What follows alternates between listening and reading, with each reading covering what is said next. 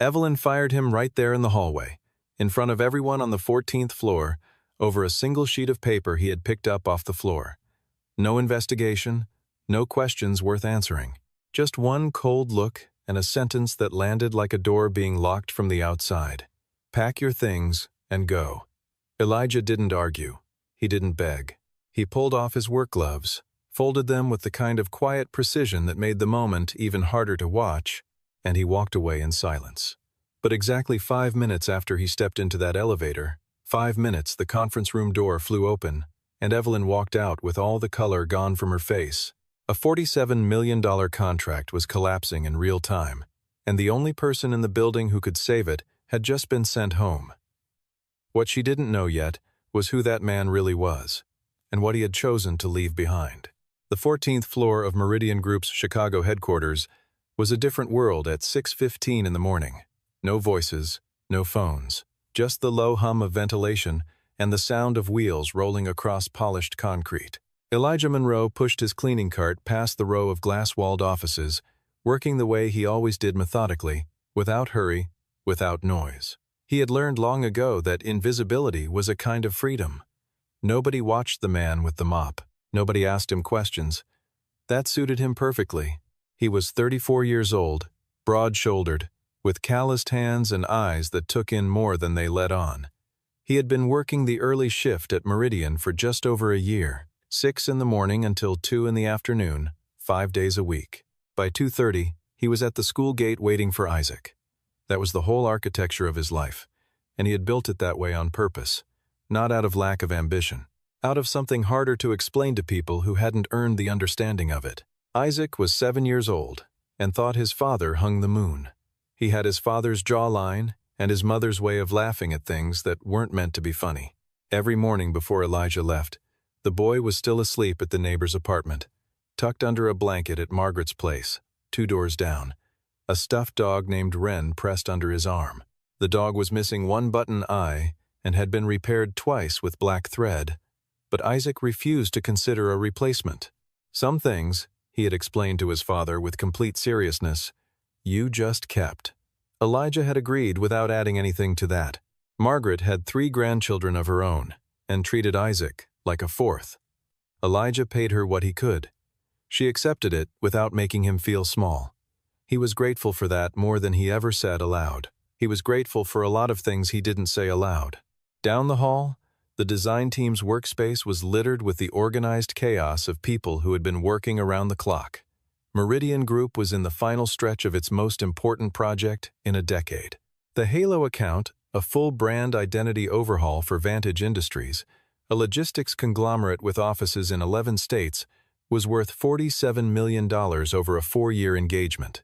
The final presentation was scheduled for 2 o'clock the following afternoon. 32 hours away, Carter Wade had run the creative department for 12 years. He was 41, polished, the kind of man who wore confidence like a well-tailored jacket. When the board had promoted Evelyn Nash to CEO 18 months ago, passing over Carter without so much as a conversation, something behind his eyes had shifted. He had never forgiven it. He had also never shown it not openly. He was far too careful for that. Evelyn arrived at 7:30 on the dot, as she always did. 32 years old, sharp and deliberate in everything she did, still quietly aware that half the board had voted against her appointment. She carried a black coffee and a tablet and walked like someone who had already solved 3 problems before the elevator doors opened. She had not slept well. Carter had flagged a concern the night before, a possible leak in the Halo design files, a security risk he couldn't fully explain. She had spent 2 hours turning it over in her mind without arriving at anything solid. She came up the stairwell that morning instead of the elevator, burning off energy. She pushed open the door to the 14th floor and stopped. Elijah was standing at the edge of the design team's workspace, near the cluster of drafting tables where the Halo core team had been working. He was holding a piece of paper in both hands, gloved fingers turned up to keep the sheet flat. He was looking at it. Evelyn's mind made the connection in under a second. A leak, Carter's warning, a cleaning employee, someone with unrestricted after-hours building access, standing over the design department's most sensitive materials, reading them. She crossed the floor in 12 steps. "What are you doing with that?" Elijah looked up without flinching. His voice was level. It fell off the table. The air conditioning kicked on and it went to the floor. I picked it up. Did you look at it? He held her gaze for a beat. There was no guilt in his eyes. There was also no performance of innocence, just the plain, unhurried honesty of someone who had nothing to hide and saw no reason to pretend otherwise. Yes, I looked at it to see if it was something important before I put it back. That pause, that single beat of honest hesitation before he answered, was what undid him, because Carter Wade stepped off the elevator at precisely that moment, briefcase in hand, and took in the scene with the practiced calm of a man who had been expecting it. He walked over slowly. He examined the sheet. His brow pulled together with exactly the right degree of concern. "Evelyn," he said, voice low and measured. "That's the Halo Master concept, the typography architecture. That page has never been printed outside the core team. It shouldn't exist anywhere near this area of the floor." He didn't say Elijah had stolen it. He didn't need to. He simply placed the words in the room and let them settle. Evelyn looked at the sheet, then at Elijah, then at the sheet again. By now, the first wave of staff had begun filtering in. The hallway was no longer empty. There were witnesses, which meant there was an audience, and Evelyn Nash did not hesitate in front of audiences. Hesitation looked like weakness, and weakness was something she could not afford, not with the board watching, not 24 hours before the most important presentation in the company's recent history. "I don't know if you picked it up or took it," she said. Her voice was not cruel, but it was absolute. "What I know is that I cannot have any risk inside this building right now. Pack your things and leave the building." Elijah looked at her. The look lasted perhaps 2 seconds. It was not anger. It was not pleading. It was the look of a man who had learned a long time ago that the world operated according to its own logic, and that sometimes that logic had nothing to do with what was true. He understood what she was seeing. He understood why she was making the call she was making. He did not agree with it, but he was not surprised by it. He pulled off his work gloves. He folded them with slow, deliberate care and set them on top of the cleaning cart. "Understood," he said. 2 words, nothing more.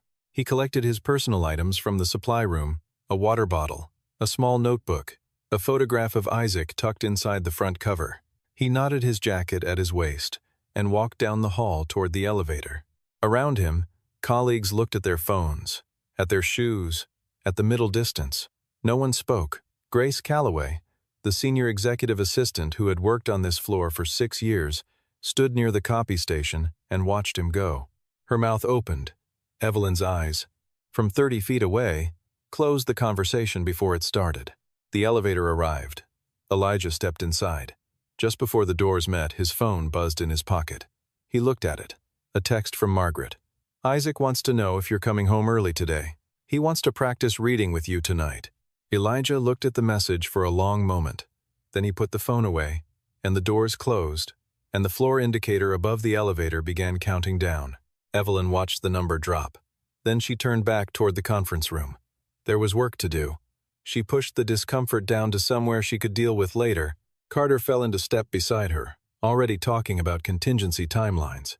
She had exactly 5 minutes of certainty left. The conference room held 7 people: Evelyn, Carter, Logan Pierce, the digital lead, and 4 members of the Halo design team. The wall screen was lit with the project dashboard. Carter was midway through his final prep walkthrough when Logan opened the primary server folder and went still. The silence lasted 3 seconds before anyone noticed it. "Logan." Evelyn's voice was a prompt. Logan's face had the particular blankness of someone whose brain was refusing to process what it was seeing. He turned his laptop so the room could view the screen. The Halo Master folder was open. The typography system, the core of the entire visual identity, the framework from which every deliverable cascaded, was gone. Not corrupted, not moved, gone. The backup flagged in the cloud had also been deleted. Logan pulled up the server log with hands that were not entirely steady. The deletion had been executed at 3:47 that morning. He read the access credentials aloud. He read them a second time because the first time felt like a mistake. The account belonged to Carter Wade. Carter's response arrived immediately and smoothly, the way a prepared answer always sounds different from a true one. His account had been compromised. A targeted intrusion from a competitor. He had been suspicious for weeks. He had meant to escalate it but had not wanted to cause panic before the presentation. His voice carried absolute conviction, and if Evelyn had been listening only to the surface, she might have accepted it. But she was also watching his hands. Carter's hands were perfectly still, the hands of a man who was not afraid, because things were unfolding the way he had intended. The room turned to the backup problem. Logan found a local offline copy manual from a week prior. He opened it and immediately knew it was unusable. 60% of the final revisions were missing. The version gap was too large. Presenting it to Vantage Industries would be worse than presenting nothing at all, because at least nothing could be explained. An incomplete, outdated deck suggested that Meridian Group did not know what it was doing. The room went quiet with a specific kind of quiet. The kind that comes when professionals realize that no ordinary solution exists. Grace had been standing near the door throughout. She was the kind of person who listened more than she spoke, and when she spoke, it was worth the wait. She said it carefully, looking at the table, rather than at Evelyn. The man who was just let go, Elijah. 3 weeks ago, he was in the server room doing his shift, and Logan mentioned a font system error that the team had been trying to fix for 2 days. Elijah looked at it for about 20 minutes and resolved it. Logan came and told me afterward because I think the word he used was unsettled. Evelyn looked at her, unsettled, because of how fast it happened, and because of how clearly Elijah understood what he was looking at. Logan said it was like watching someone read in a language the rest of them were still learning. The room was very quiet. Evelyn sat back in her chair. On the conference table in front of her was the empty space where the Halo design sheet had been resting for the past few minutes before she had set it aside. The sheet that had fallen from the drafting table. The sheet that a man in work gloves had picked up from the floor, set back on the surface, and looked at not to steal, not to photograph, not to leak, just to know whether it was worth handling carefully. She had fired him for that. She stood up and picked up her phone. The call went unanswered. She tried a second time. The line disconnected, which meant it had been declined. She set the phone down on the table and looked at Grace. Grace was already at her desk, pulling up the HR database. The employee file for Elijah Monroe was light, a contract hire, not permanent staff, minimal paperwork. The education field read simply, college, unspecified. His home address was listed in the West Side, a neighborhood that was neither wealthy nor destitute, just quietly working class, the kind of place where people went about their lives without much theater. Grace moved to a professional network search. The profile came up quickly, though it had not been updated in 4 years. No photograph. The employment history was short but specific. Senior Visual Identity Designer at Aldrich & Crane Brand Studio, New York, from 2014 to 2019. Aldrich & Crane was not a name that required context. Everyone in the room who worked in design knew what it was, one of the most respected brand studios on the East Coast, the kind of place where a career meant something. Grace scrolled to the next line. Principal designer and founder, Monroe Design Lab, from 2019 to 2020. Evelyn did not move. Grace searched the firm name. A short article from Design Quarterly, archived from November 2020, came up near the top of the results. The headline was spare and factual. Monroe Design Lab closes following founder's personal tragedy. She read it aloud. She did not read all of it, because some of it was not relevant. The relevant part was this. Elijah Monroe's wife, Diana Monroe, had been killed in a traffic accident in September of 2020. She had been 4 months pregnant with their second child. In the weeks that followed, Elijah had dissolved the studio, liquidated its assets, and returned to Chicago, where he had grown up. His son Isaac was 3 years old at the time. At the bottom of the article, there was a brief direct quotation from a short statement Elijah had released at the time. It read, "I need work I can count on, hours I can plan around, and enough time at the end of each day to be the father my son needs." The conference room was silent. Nobody spoke for a long moment. Logan was looking at the wall. Grace had her hands folded on the desk in front of her, looking at nothing. The room held the particular weight that comes when a group of people simultaneously realizes it has misjudged something irreparably. Evelyn looked at the address on the file. West Side. A walk-up building. A man who had stood at the front of a studio bearing his own name in New York City, who had worked at one of the most respected agencies on the East Coast for 5 years, building a reputation that took a decade to earn, and who had come back to Chicago and taken a cleaning contract because it gave him reliable hours and allowed him to pick up his son from school every afternoon. He had not put his education or his career history on his HR intake form. He had not asked for any accommodation. He had simply shown up at 6 in the morning and done what he was paid to do and gone home to Isaac. Carter was looking at the table. His expression was unreadable, but it was not the expression of a man who was surprised. He had known. Evelyn could see it now, laid cleanly over everything else she had seen that morning. He had known who Elijah was, and he had made sure to be walking off that elevator at exactly the right moment. The sheet of paper had not fallen from the table by accident. It had been placed near the edge of a surface that sat directly below the air conditioning vent, in the exact spot Elijah cleaned every Tuesday and Thursday morning, on the morning before the most important presentation in the company's recent history. Carter had built a trap out of an innocent man's routine, and Evelyn had walked into it on his behalf. Evelyn stood up. She told Grace to have security escort Carter from the building. She said it without drama, in the same tone she used for every operational decision. Carter rose from his chair in the unhurried way of someone who had a plan B and knew it. At the elevator, he turned and looked at her from down the hall. He said that this was not over. She told him she knew, but that for tonight it was. The doors closed, and he was gone. She picked up her phone and her car keys. The West Side address was a low, wide apartment building on a street with old trees growing through the sidewalk. A laundromat on one corner, a bodega on the other. Children's bikes locked to the stairwell railing. Evelyn pulled up in front of it just after noon. Grace in the passenger seat, both of them walking up the front path in the particular silence of people who are aware they are on someone else's ground. She saw them before she reached the door. Elijah and Isaac were sitting on the front steps of the building. Isaac had a chapter book open across his knees, following the words with one finger the way children do when they are still making friends with reading. Elijah was next to him, forearms on his knees, a coffee mug in both hands, looking at the street with the focused emptiness of a man letting his mind rest. He was not surprised to see her. He did not look like a man who was surprised by very much anymore. Isaac looked up first. He studied Evelyn with the direct, unself-conscious curiosity of a 7-year-old. "Dad," he said, "someone's here for you." Elijah looked over. He looked at Evelyn, then at Grace, then back at Evelyn. He waited. "Elijah," she started. "You can skip the setup," he said. His voice was not unkind. It was simply accurate. "You need me because of the project. I understand. That's a reasonable thing to need. Just say it straight." Evelyn stopped.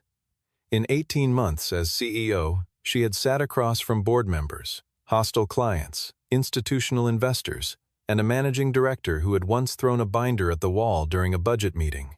None of them had knocked her off her footing the way this man did by asking her to be honest. "You're right," she said. "That's true, but it's not all of it." She paused, and when she spoke again, the corporate register was entirely gone. "I made a decision this morning without enough information and without giving you a fair chance to explain yourself. I want you to know that I know that." Isaac had stopped reading.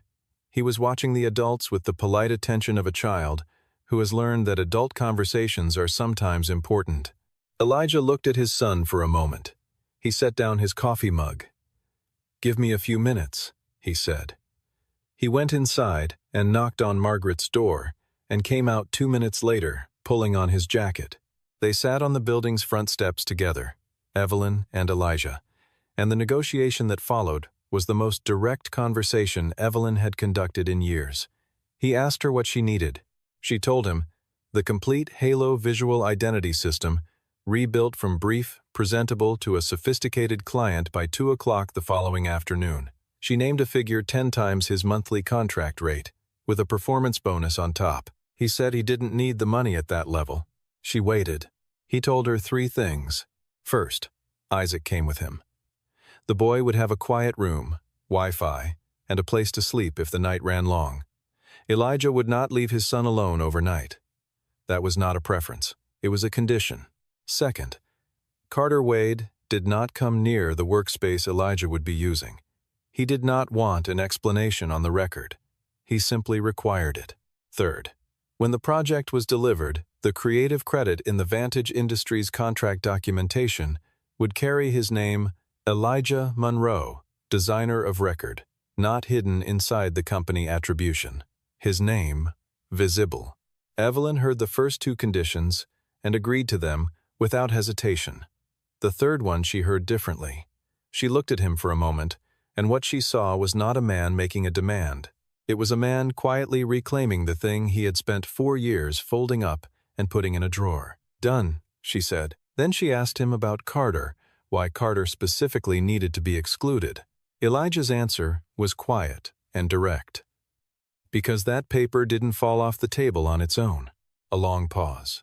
The street outside was going about its afternoon business, the sound of a delivery truck, someone calling to a neighbor 2 floors up. Evelyn looked at the sidewalk for a moment, then back at him. She believed him completely. She was not sure when during this conversation that had become true, but it had.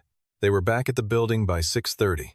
Isaac sat across from his father at the workstation on the 14th floor, chapter book traded for a tablet with headphones, legs swinging from a chair that was slightly too tall for him. By 7 o'clock he was fully absorbed in a documentary about deep-sea fish that Grace had found for him. By 8 he was asleep on the small sofa in the corner of the room, covered with Elijah's jacket, one arm around Wren, the stuffed dog that Grace had had the foresight to retrieve from Margaret's apartment. Elijah worked. Logan had been prepared to assist, and found himself, within the first 20 minutes, mostly observing. Not because Elijah shut him out, he answered every question Logan asked, clearly and without condescension, but because the speed and certainty of what was happening didn't leave much room for collaboration. It was like watching someone navigate a room they had designed themselves. Logan had 8 years of professional experience and considered himself competent. Watching Elijah work was a different category of experience entirely. It was the difference between someone who has learned a skill and someone for whom the skill had become a form of thinking. Elijah did not try to reconstruct what had been deleted. Reconstruction would have taken longer, and the result would have been approximate. Instead, he went back to the brief, to the original client documentation, to the mood board from the earliest pitch meeting. He stripped away everything that had accumulated on top of the actual problem and started from the first principle. What did Vantage Industries need to communicate, and what was the clearest visual language for that communication? "They don't want complicated," he said at one point. Not to Logan specifically, just to the room. "They want trustworthy." Those look completely different, and someone along the way confused them. Logan looked at the brief again after Elijah said that, and saw it too, the way the design had drifted, incrementally, toward visual complexity, because complexity could be mistaken for sophistication, and sophistication looked good in internal reviews. Elijah was unwinding all of it, and finding the original thread underneath. By 10 o'clock, the new framework was taking shape. By midnight, it was structurally complete. The remaining hours were refinement spacing, weight, the particular calibrations that separate professional work from excellent work. Elijah worked with a steadiness that had nothing to do with urgency. He was not racing. He was simply present in the work in a way that made haste unnecessary. Around 11, Isaac stirred on the sofa and sat up with the confused expression of a child who is woken somewhere other than his own bed. Elijah was at his side before the boy could fully come to terms with his surroundings. He sat down on the edge of the sofa, spoke quietly, and Isaac leaned against his father's arm, blinking slowly. Elijah stayed there until the boy's breathing deepened again. Then he went back to work. Evelyn watched this from the glass-walled conference room across the hall, where she had set up a secondary workstation. She had not gone home. She had told herself it was because she needed to be present if anything came up. She did not examine that justification too closely. Grace brought coffee at some point and sat across from her. They looked out through the glass at the lit workstation, at the man working and the small shape asleep on the sofa. After a while, Grace said that she had tried to speak up that morning in the hallway. Evelyn said she knew. Grace said she should have tried harder. Evelyn said that was her own responsibility, not Grace's. Then she said it again, quietly, to herself. Her own responsibility. At 11:30, she locked Carter's system credentials, at which point his email access was suspended. His draft email to the Vantage Industries representative, composed but not yet sent, designed to cast doubt on Meridian's internal stability and delay. The presentation was discovered in the activity log during the security review. The log was enough. Evelyn authorized a formal HR investigation and had security remove him from the building within the hour. It happened without theater or confrontation. Carter took his coat and his briefcase and stopped once at the elevator to look back down the hall at Evelyn, who was standing at the far end of the corridor. He said it wasn't over. She agreed, and said tonight it was. The elevator opened. He stepped in. The floor was quiet again. By 2 in the morning, the work was done. By 3, after final output checks, Elijah packed up his station and gathered Isaac, who woke just enough to wrap both arms around his father's neck and go immediately back to sleep. They left the building. Grace called them a car. Evelyn stood at the window and watched the taillights until they were gone. The Vantage Industries team arrived at 1:55 the following afternoon. Adrian Walsh led the client delegation, Vantage's vice president of brand, mid-50s, precise and experienced, the kind of man who had sat through enough presentations to detect hollowness from the first slide. He shook hands around the table with the courteous efficiency of someone for whom this was Tuesday. He looked at Elijah with a brief, non-committal assessment. No tie, clean shirt, steady eyes. He looked at Evelyn with the same question behind his expression that everyone had when they saw Elijah in that room. Evelyn introduced him without preamble. This is Elijah Monroe. He designed the Halo system you're about to see. Nothing else. No titles. No defensive context. Elijah stood up, and the presentation began. He spoke the way he worked without hesitation, without performance. He explained each decision in the language of the problem it solved, not in the language of design theory. He talked about Vantage's core value proposition, not what they sold, but what they guaranteed. And he walked the room through the visual logic that expressed that guarantee without relying on the viewer to interpret to it. Every element had a reason. The reasons were clear. The system held together at every scale he demonstrated, from a business card to a billboard to a digital interface. When he finished, Adrian Walsh was quiet for 8 seconds. The people who knew Walsh understood this silence. It was not dissatisfaction. It was the particular stillness of someone whose mind was running to catch up with what his eyes and ears had just delivered. The people who did not know him began to shift in their seats. Then he said, "I have sat through a great deal of brand presentations.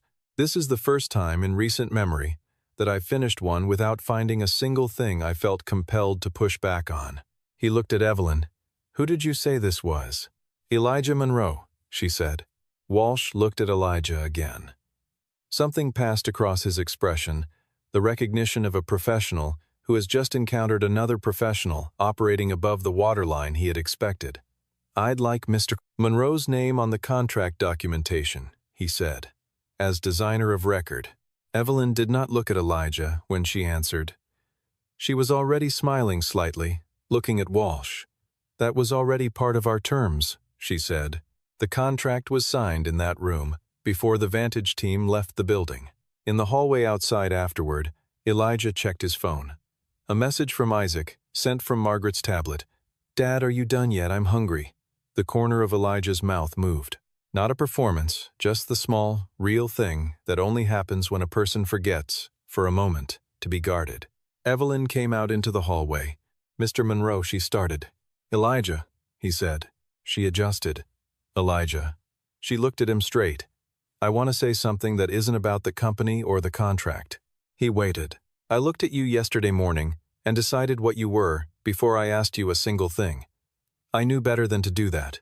I did it anyway." She paused. "I'm sorry. Not on behalf of Meridian, on my own behalf." Elijah held her gaze. The silence was not uncomfortable. It was the kind that exists between two people who are being exact with each other. "I accept that," he said. "That was all. No attached conditions, no performance of magnanimity, just the plain closure of a man who didn't need to make other people's accountability into a longer story than it needed to be. 2 days later, a formal offer arrived. Evelyn had written it herself, which Grace noted was unusual. The position was Creative Director at Large Project-Based Engagement. No mandatory daily presence, no routine meetings unless relevant, full-time schedule autonomy. The compensation matched what Carter had been earning. Every Meridian portfolio piece generated through the engagement would carry his name on the design credit, no exceptions. There was a cover note at the top, typed, not formatted through the HR system. It read simply, no standard terms were changed. The only thing we added was the last clause about pickup and childcare flexibility that was our idea, not yours, because we should have thought of it first. Elijah read the offer at the kitchen table after dinner. Isaac was doing his reading homework across from him, running his finger under each sentence, lips moving slightly. When Isaac finished his page, he looked up and saw his father looking at papers. Is that about a job? It might be, Elijah said. Do you like it? Elijah thought about that for a second. Not the long kind of thinking that avoids an answer, but the short kind that's actually looking for one. I think I might. Isaac considered this with great seriousness. Will you be home on time? Yes. Every day? Most days. And when I'm not, you'll know ahead of time. Isaac seemed to weigh this against some internal standard. Then he nodded and went back to his reading. Elijah signed the offer the following morning. The HR investigation concluded 3 weeks later. The evidence against Carter, the file deletion timestamps, the suspended draft email, the access logs was sufficient for termination for cause. There was no dramatic hearing, no confrontation in a glass-walled room. There was a letter. There was a meeting with HR and legal. And then, as is usually the case with people who believe they are too essential to be removed, he was removed. The floor felt different afterward, in the way that rooms do when something that has been quietly generating pressure is finally turned off. On the first morning Elijah came back to the 14th floor as a member of the design staff. He came through the main entrance of the Meridian building at 8:45. He had a backpack on one shoulder. Isaac was beside him, walking with the particular alertness of a 7-year-old encountering a new environment, head moving, eyes tracking, taking inventory of everything. It was a school holiday, and Margaret had a family thing, and Elijah had mentioned it to Grace 2 days earlier. Grace had made a room available without being asked twice.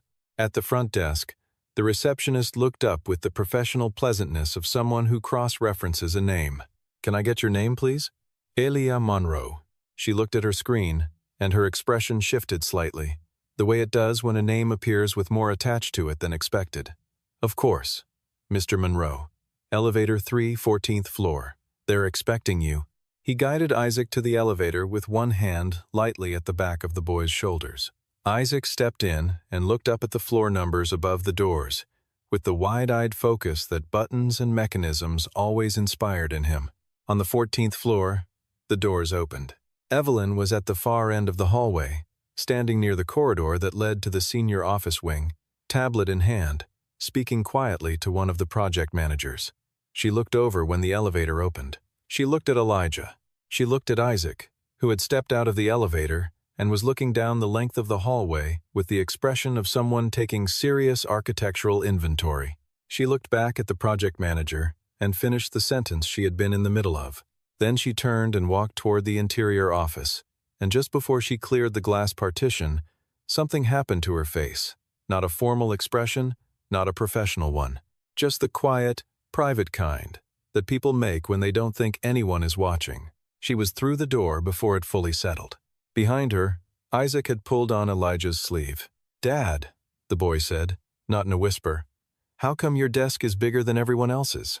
Elijah looked down the hallway toward the workstation that Grace had set up for him, wider than the standard configuration, positioned near the natural light, exactly as he had asked. "Because I need the space," he said. Isaac looked at it again with focused consideration. "Or is it because you're more important?" A sound came out of Elijah, then small, unguarded. The particular laugh of someone who hasn't used it in a while and has almost forgotten what it feels like.